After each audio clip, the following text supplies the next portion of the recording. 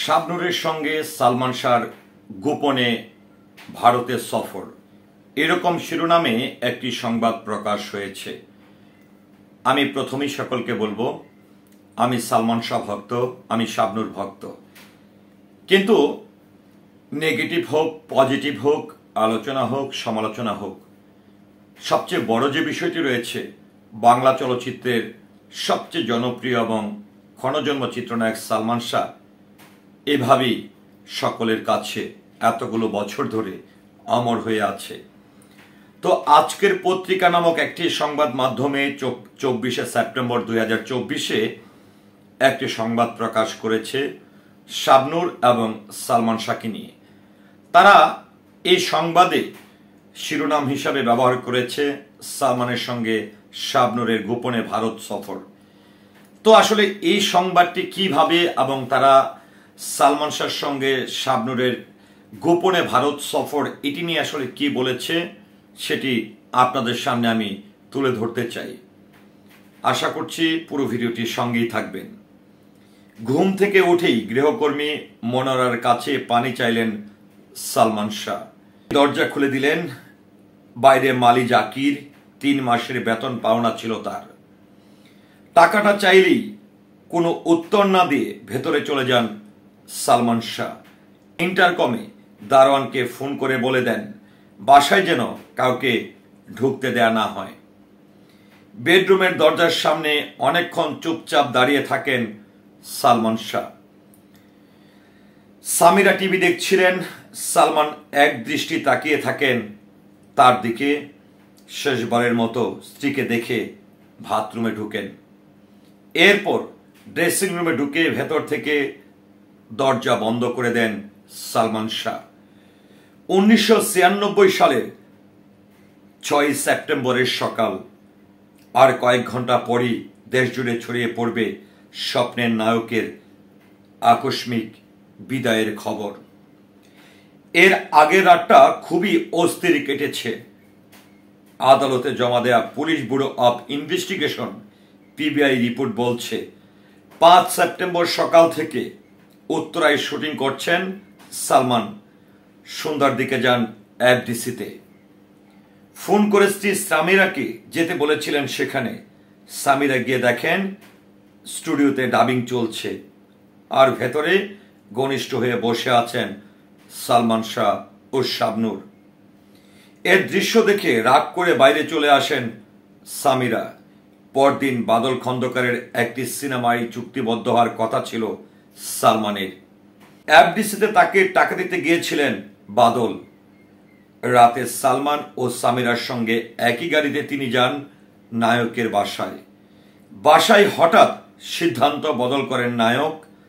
শাবনূরের সঙ্গে আর কোনো সিনেমা করবেন না। বাদল খন্দকারের সামনেই কন্ট্রাক্ট পেপার ছেড়ে ফেলেন। শাবনূরকে কেন্দ্র করে তখনও সালমান সামিরার মধ্যে কথা কাটাকাটি হচ্ছিল। দুজনকে বুঝিয়ে শান্ত থাকতে বলে চলে যান বাদল। রাতে কয়েকবার শাবনূরের কল আসে সালমানের মোবাইলে।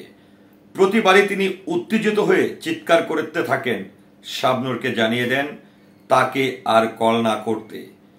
এই পরিস্থিতিতে সামিরা বাড়ি ছেড়ে চলে যেতে চাইলে ব্যক্তিগত সহকারী আবুলকে পাঠিয়ে তাকে ফিরিয়ে আনেন সালমান শাহ। রাগ করে শাবনূরের উপর দেয়া ফ্যান ও মোবাইল ফোন মেঝেতে আছড়ে ভেঙে ফেলেন সালমান। সালমান সামিরার জীবনের শাবনূরের আগমন ছিল অনেকটাই ঝোড়ো হাওয়ার মতন, যে ধাক্কায় এলোমেলো হয়ে পড়েছিল তাদের সুখের সংসার। দিনে দিনে সালমান শাবনূর জুটি যত জনপ্রিয় হচ্ছিল, ততই ফিকে হচ্ছিল সালমান সামিরার সম্পর্ক। অথচ ভালোবেসেই বিয়ে করেছিলেন তারা। পিবিআইয়ের তদন্ত প্রতিবেদনে উঠে আসে তাদের সম্পর্কের শুরুটা দিকটাও। চট্টগ্রামের একটি ফ্যাশন শোতে 1990 সালের 12 জুলাই তাদের পরিচয়। ধীরে ধীরে ঘনিষ্ঠতা, প্রেম, বিয়ের সিদ্ধান্ত। শুরু থেকেই ছেলের এই সম্পর্কের মত ছিল না নীলা চৌধুরী।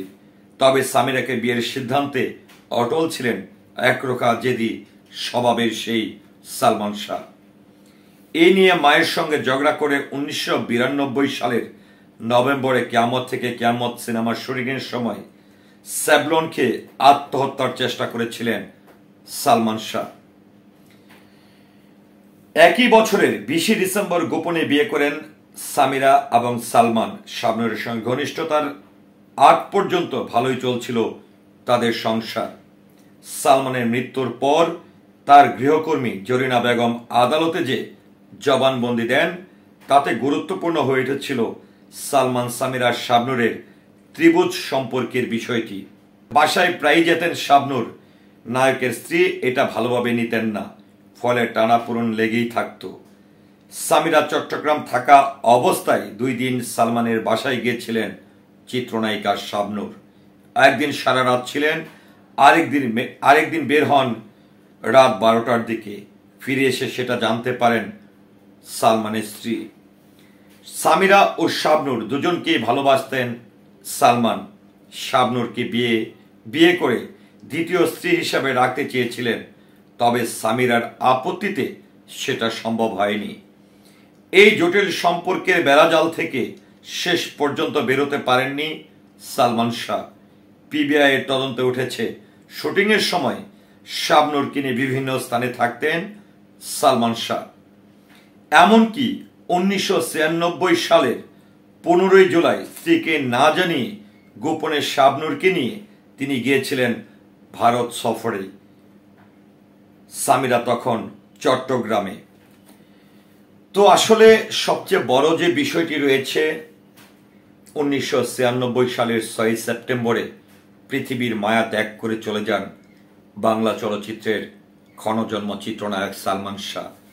সালমান শাহর মৃত্যুর পর থেকে পিবিআই বলি, সালমান শাহর মা নীলা চৌধুরী বলি, সব দিক থেকেই যেন একে অপরকে দোষারোপ করেই যাচ্ছে। কিন্তু সারা দেশের কোটি কোটি ভক্ত হয়তোবা আর কোনোভাবেই ফিরে পাবে না এই স্বপ্নের নায়ক সালমানকে। সালমান এতগুলো বছর হলো পৃথিবীর মায়া ত্যাগ করে চলে গেছেন। সালমানের সঙ্গে শাবনূরের সম্পর্ক জড়িয়ে অনেক কথাই হচ্ছে। সংসার গড়েছেন শাবনূর, সন্তানের মাও হয়েছেন। সামিরা সালমান চলে গেছেন পৃথিবীর মায়া ত্যাগ করে। সামিরাও সালমানের পর একটি সংসার, তারপরে আরেকটি সংসার, এভাবেই তাদের জীবন কেটে যাচ্ছে জীবনের প্রতিটি মুহূর্ত সামিরা কিংবা শাবনূরের। কিন্তু বাংলা চলচ্চিত্র প্রেমীরা হারিয়েছেন একজন স্বপ্নের নায়ককে। অমর করে রেখেছেন সারা দেশের কোটি কোটি সালমান ভক্তরাই সালমান শাহকে।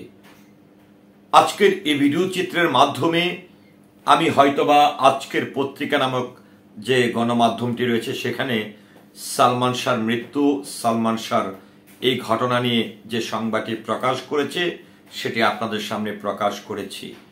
কিন্তু সবচেয়ে আক্ষেপের যে বিষয়টি রয়েছে, আজকে আমরা যাই বলি না কেন, একজন স্বপ্নের নায়ক আর কোনোদিন আমাদের মাঝে ফিরে আসবে না। স্বপ্নের নায়কের জন্য